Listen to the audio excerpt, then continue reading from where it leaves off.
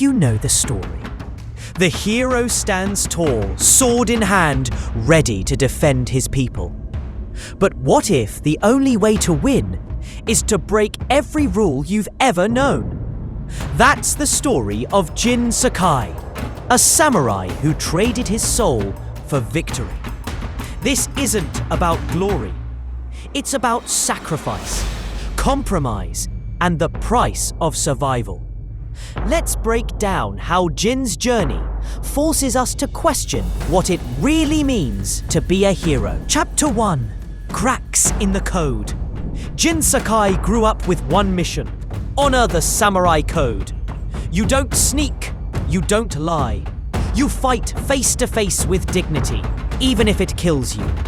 For Jin, that code was everything, passed down by his uncle, Lord Shimura, like sacred scripture. Samurai weren't just warriors, they were symbols, protectors, the soul of Tsushima. But then came the Mongols. They didn't care about rituals or honor. While the samurai rode out shouting their names, the Mongols responded with bombs, arrows, and overwhelming brutality. In minutes, the proud samurai were cut down like wheat. Jin watched everything he believed in collapse. His uncle was captured, his comrades were dead, and the code? Useless. Jin survives barely, and he quickly realizes something painful. If he sticks to the old ways, his people are doomed. The code that shaped his life is suddenly the thing holding him back. And now he has a choice: stay true to every rule he's ever followed to save it. This is where the cracks begin. Jin doesn't turn into the ghost all at once, but this is the moment that sets it all in motion. The samurai way failed. The world has changed. And if Jin wants to fight back, he's going to have to change too. The story of Ghost of Tsushima doesn't start with a hero rising. It starts with a warrior realizing that the very thing that made him strong might also get him killed. But Jin's story doesn't stop at one broken rule. As the legend of the ghost grows, so does the cost. And in the end, the very people he saved may never know what he gave up. Stick around for till the end of the video, where we unpack the legacy he leaves behind and the shadows that follow. Chapter 2. The first cut is the deepest. Jin's wounded, alone, and barely alive until Yuna shows up. She's a thief, not a warrior, but she saves his life. And she doesn't care about the samurai code. She cares about surviving, about doing whatever it takes. She opens Jin's eyes to a new way of fighting. Quieter, smarter, dirtier. Jin's first assassination is a gut punch. He creeps up behind a Mongol and plunges a blade into his back. No warnings, no honor, just cold efficiency. And in that moment, everything changes. The shame hits him like a wave, but so does the realization. It works. The Mongols panic. The people start whispering about a shadowy warrior who fights for them. Hope begins to flicker. It's not just about survival anymore. It's about results. Every time Jin uses stealth, every time he bends the code, he gets stronger, and so does Tsushima's resistance. But each of those victories comes at a cost.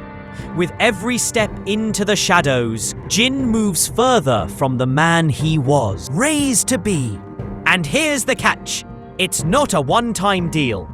There's no turning back. Once you start winning like this, it's hard to stop. The code is a nice idea, but it doesn't win wars. Jin's beginning to understand that.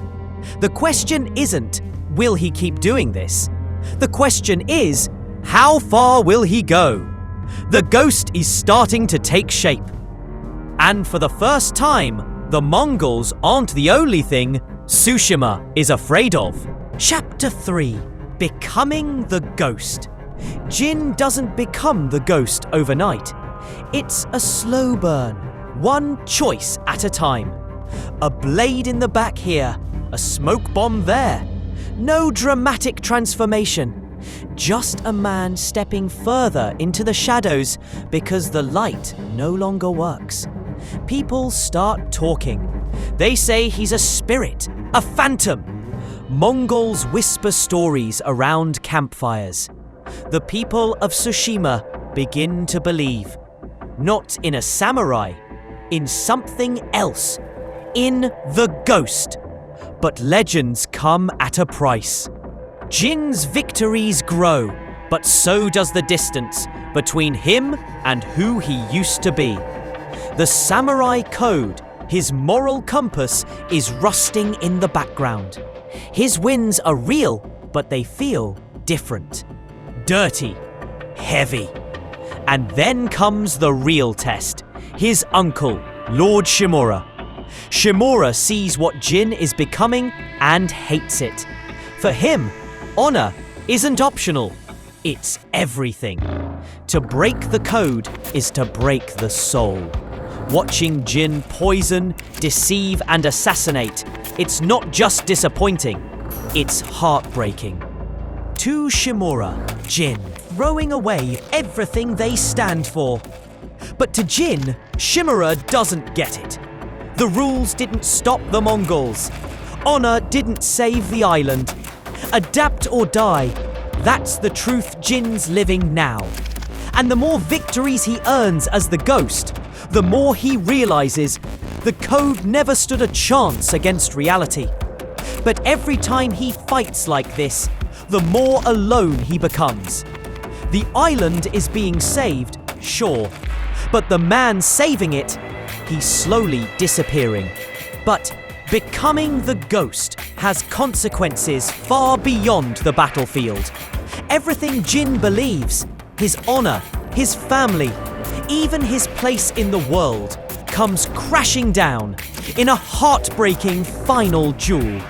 Hold tight, you won't want to miss what happens when blood, duty, and identity collide.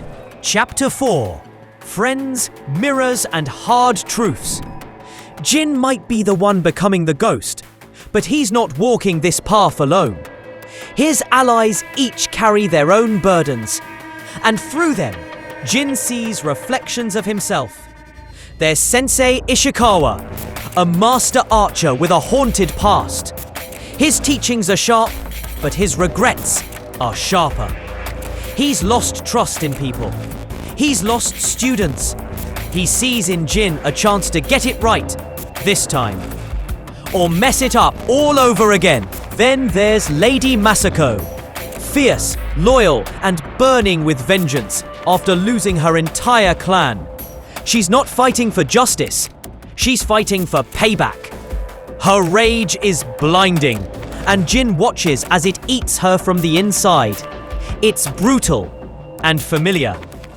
And Norio, the peaceful monk who didn't want violence but found himself in the middle of it anyway. His journey is about finding strength without losing kindness. He's trying to balance his faith with the reality of war. It's a line Jin understands too well. But the most painful reflection, Ryuzo, Jin's childhood friend, a straw hat turned mercenary. He just wants to feed his men, keep them alive. But desperation makes people do things they never thought they would. And when Ryuzo sides with the Mongols, it shatters something inside Jin. Their final fight isn't a heroic showdown. It's a tragedy. Ryuzo can't come back from what he's done. Jin offers him a chance, just like old times, but Ryuzo's too far gone. And so Jin kills him, not as a warrior, not even as the ghost, but as a broken friend saying goodbye to someone he couldn't save. Chapter 5: The Poisoned Blade. This is the moment things go from dark to pitch black. Jin is winning battles. He's outsmarting Mongols, inspiring villagers, saving lives. But it's not enough. The war keeps dragging on and the stakes keep rising. So, when the opportunity comes to use poison, Jin takes it. He slips it into the Mongols' food, wipes out an entire force without swinging a single sword. It's efficient. It's effective. It's horrifying. To his uncle, Lord Shimura. This is the final straw. Poison? That's not just dishonorable, it's disgusting. It's cowardly. It's everything the samurai are not. For Shimura, this isn't war, it's betrayal. But Jin sees it differently. He's trying to save Tsushima, not preserve a code that clearly doesn't work anymore. The poison works. It's brutal, but it saves lives. And that's all he's ever wanted, to stop the suffering, even if it means crossing every line in the book. But here's the problem. Once you introduce poison, you can't control it. The Mongols learn, they adapt. They start using poison too. And suddenly, innocent people start dying in the exact same way. The villagers Jin swore to protect now suffer because of his methods. That's when it hits him. Even good intentions can have devastating consequences. Even victories leave scars. Jin wanted to be the hero Tsushima needed. But every step forward is a trade. A piece of his soul for a moment of peace. The war isn't just costing him friends and family. It's eating away at who he is, one poisoned blade at a time. Chapter 6: The Shattering of Family. Everything Jin's been through, every fight, every sacrifice, has led to this moment. The final fracture with the one person he still loves, his uncle.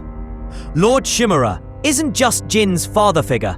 He's the last thread connecting Jin to the life he used to have, to the samurai, to honor, to the past.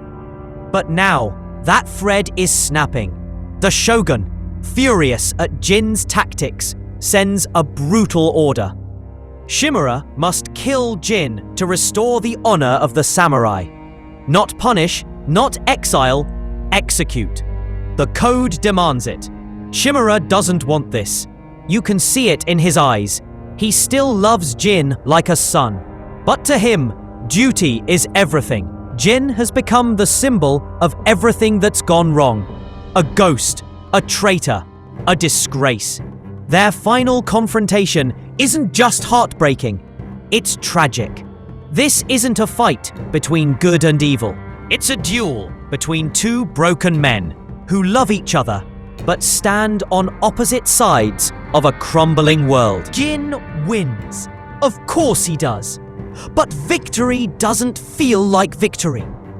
He kneels over his uncle, sword in hand, facing one final choice. Grant Shimura an honorable death, or walk away and let them both live with the shame. Whichever path you choose, the result is the same. Their bond is destroyed. The samurai code is dead.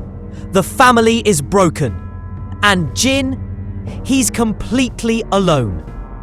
No amount of stealth, strategy, or sacrifice can fix what's lost here.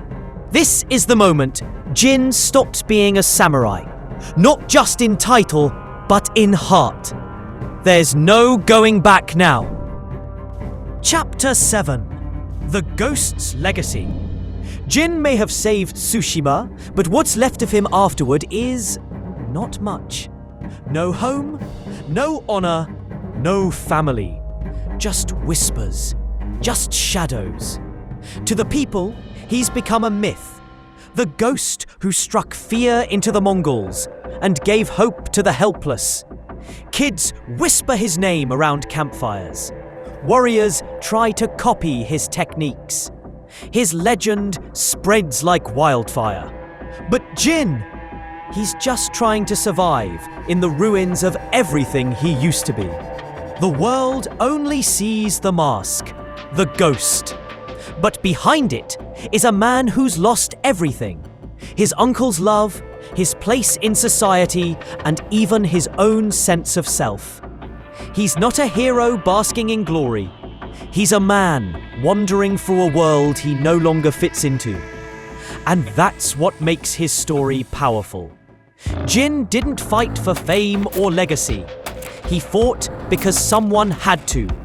Because doing the honorable thing wasn't enough. Because the people needed saving, and tradition was too slow. But here's the cost. The Mongols are gone and Tsushima is free.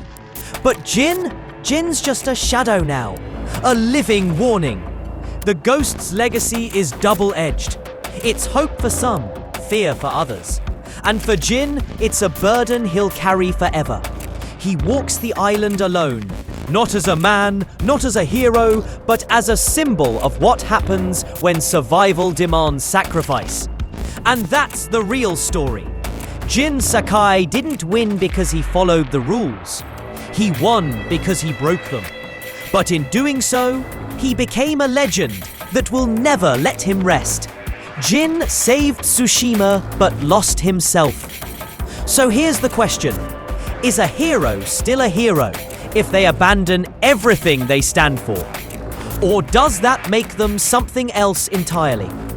If this made you rethink what it means to be a legend, hit like, share it with a friend, and subscribe for more stories that challenge everything you thought you knew.